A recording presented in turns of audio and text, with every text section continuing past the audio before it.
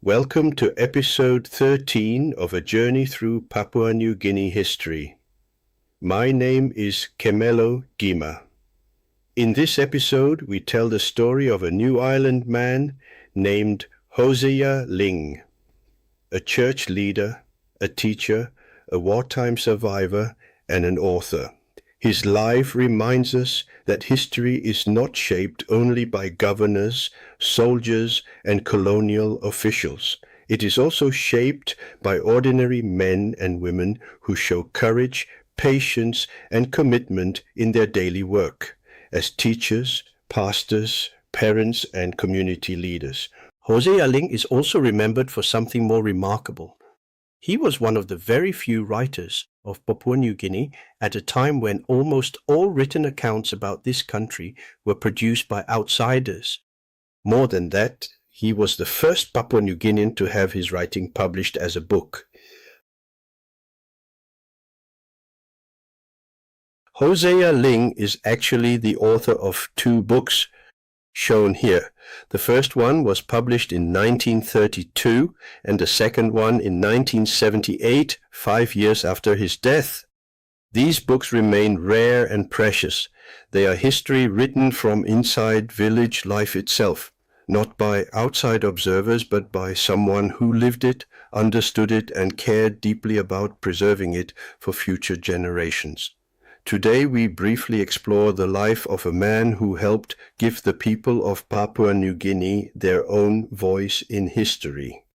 We begin by going back to the place where this story started, to a young boy growing up in New Ireland, shaped by village life, mission schools, and the changing world around him.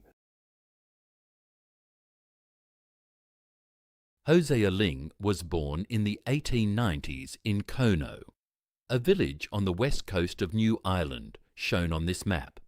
At that time, New Ireland was part of German New Guinea. Hosea was the only surviving child of Amamap and Inmaneda. They named him Lingaramalwoga, meaning speech of an orator, later shortened to Ling. He was also later given the name Hosea. To keep it simple, we will call him by the name Hosea throughout the story. From early childhood, his father also gave him the name Arurum, which means special child of a chief. He was taught how a future leader should speak, behave, and make decisions. His father died while Hosea was still young, but other relatives continued his special upbringing. It was expected that it was Hosea's destiny to become a traditional leader of his community. Then, slowly and quietly, while Hosea was still young, another influence entered his life. As we saw in episode 5 of this series, Methodist missionaries led by George Brown first arrived in the Duke of York Islands in 1875, close to New Ireland. But it wasn't until 1903 that the missionaries opened a school at Kono village. When Hosea was about 8 or 9 years old, children began attending the mission school. Hosea, however, was not interested at first. He preferred to spend his days in the bush, hunting wild pigs and enjoying his freedom.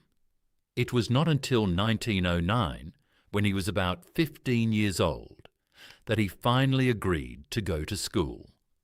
Hosea showed promise as a student, and the following year the pastor suggested that he continue his education at the primary school in Pinikidu. Leaving home was painful. Hosea was deeply attached to his family and village. But after long discussions with the pastor and elders, he agreed. At Pinikidu in 1911, he was baptized. He took the name Hosea in memory of his Fijian teacher who had recently died. Hosea became Hosea, and from then on he was known as Hosea Linge. Because Hosea had begun schooling later than most, study did not come easily to him at first. But Hosea possessed a strong determination to succeed. This determination became a pattern that shaped his entire life. His potential was recognized, and in 1912 he was selected to attend George Brown College at Vatnabara on Ulu Island. It was one of the main training centres for Methodist teachers in the region. While Hosea was at the college, Australian soldiers invaded Rabaul in 1914, defeated the Germans who were in charge, and took over all of German New Guinea, which included New Ireland. Hosea said the people were worried that they might be killed. But the change of government had no effect at the college. After 5 years of study, Hosea, shown here with other students at Vatnabara, successfully completed his exams and qualified as a teacher. In 1917 he was posted to Omo in the north of New Ireland. 4 years later, on the 19th of December 1921, Hosea married Anasane Pisig, a girl from Omo village. The quality of his teaching must have caught the attention of his superiors, because in 1923 he was to return to George Brown College, this time not as a student but as a teacher. Hosea was still teaching at the college in 1929, when it was moved from Vatnabara to Vunarima on New Britain, not far from Rabaul. The new college was officially opened on the 22nd of October that year by the Australian administrator, General Wisdom. This photo shows the staff and students of the new George Brown College in 1929. Hosea is shown near the centre.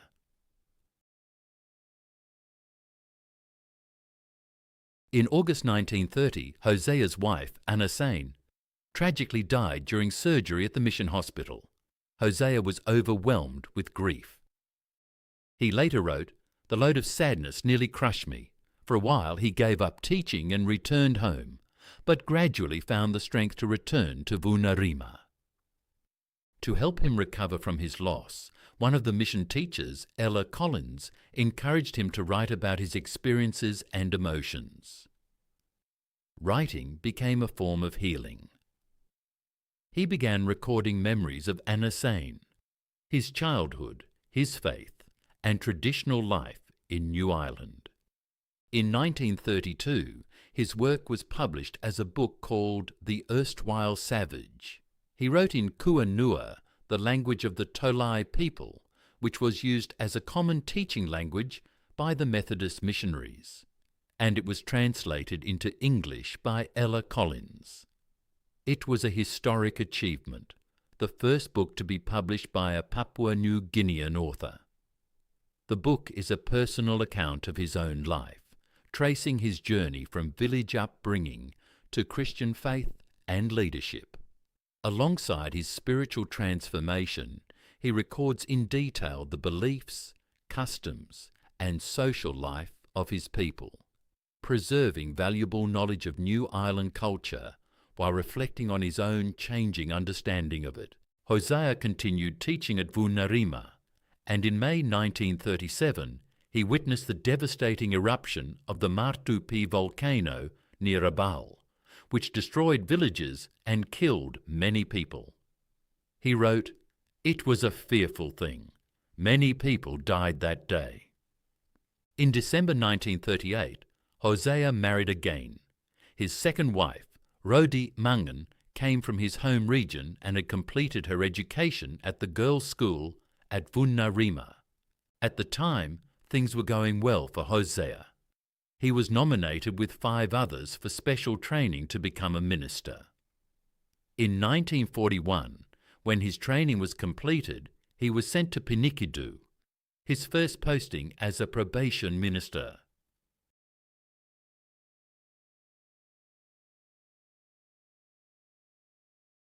Hosea and Rodi had just settled into their new life when disaster struck New Guinea and changed everything. The Pacific War had begun.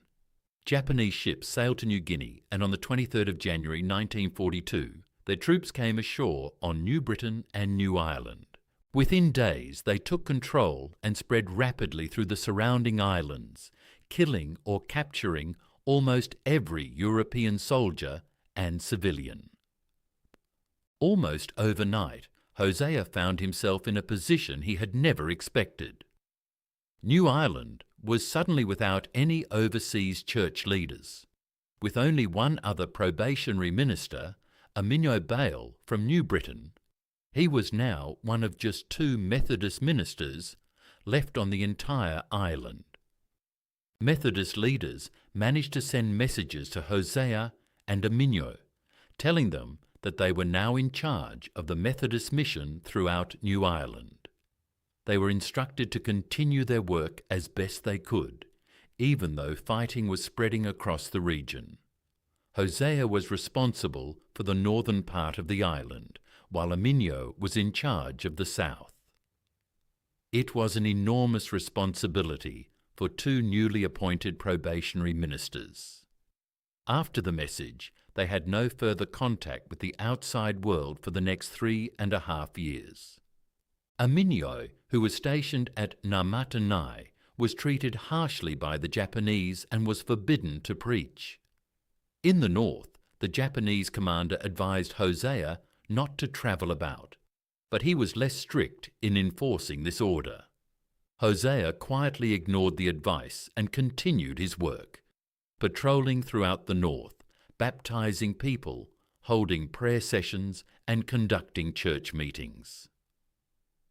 The Japanese had taken over all of New Ireland. As the war continued, conditions on New Ireland grew steadily worse as the Japanese demanded more food and forced more men to work on roads and bridges. The local people suffered greatly.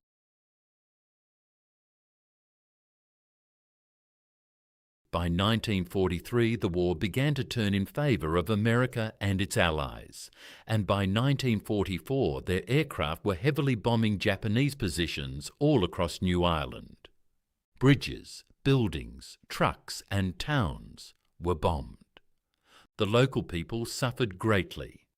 Pigs were taken or killed, garden crops were scarce, and food shortages became severe.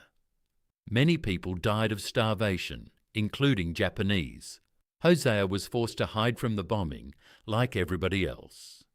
The war finally ended on the 15th of August 1945, after the Americans dropped atomic bombs on 2 Japanese cities. Many New Ireland people died during the war. The Australians returned and brought in medicines, food, clothing and blankets, and things gradually returned to normal.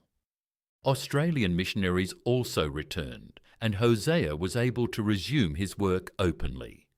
Church leaders recognised the vital role he had played in keeping the Methodist Church alive on New Ireland during the Japanese occupation. In 1946, he was appointed second in charge of George Brown College, which was re-established at Vatanabara on Ulu Island after the campus at Vunarima had been destroyed during the war. In 1948, Hosea was ordained as a full minister. In this photograph from that year, he appears alongside other newly ordained Indigenous ministers, marking an important moment in the history of the Church. In June 1949, Hosea left teaching and returned to his home circuit at Pinikidu. Later, in 1957, a new head church was built at the nearby village of Kimarden. In recognition of his long service, the new church was named the Reverend Hosea Linge Church. Hosea retired from active ministry at the end of 1961 and returned to his home village. There, surrounded by family and community, he spent his final years. He died on the 18th of July 1973. But even in retirement, his story did not end. During the 1950s, while serving at Pinikidu, Hosea had continued writing about his life and experiences. After his death, this additional material was carefully gathered together. In 1978, Methodist missionary Neville Threlfall translated the manuscript, combined it with parts of his earlier work, and arranged for it to be published as a second book, An Offering Fit for a King. Through these two books, Hosea's journey from village boy to teacher, minister, and wartime church leader will be remembered by future generations. That ends our story, but there is more in closing. Hosea Linge's story did not end with his own lifetime. Through his children, especially his son David, the values he lived by, faith, discipline, learning, humility, and service, were carried forward into a new generation. Hosea's and Rhodey's children grew up in a home shaped by education and ministry. Their third child and second son, David, went on to become the first Papua New Guinean to earn a PhD, receiving his doctorate from the Imperial College in London in the Department of Zoology and Applied Entomology. After returning home from London, already the nation's first PhD holder, he went back to university for even more study and completed his medical degree. He became a doctor and later a specialist in internal medicine. For more than 4 decades, he served Papua New Guinea as a clinical specialist, teacher, and mentor, helping to train hundreds of health professionals who now work across the country. Yet, like his father, he remained quiet, humble, and deeply committed to his community. For those who would like to know more about David Linge, there is an article about him in the Papua New Guinea Contemporary Dictionary of Biography. It is freely available online, and the link is in the video description below. Through his own life and through the lives of his children, Hosea Linge helped shape the future of Papua New Guinea. His story reminds us that true leadership is not measured only by titles or positions, but by character, example, and influence across generations. And in that sense, Hosea Linge's legacy is still alive today. That is all, and I hope to see you in the next episode in our journey through Papua New Guinea history. It takes place in Papua in the 1930s during the time of Lieutenant Governor Hubert Murray and is about the first official attempt to educate local people overseas. I am sure you will find it interesting.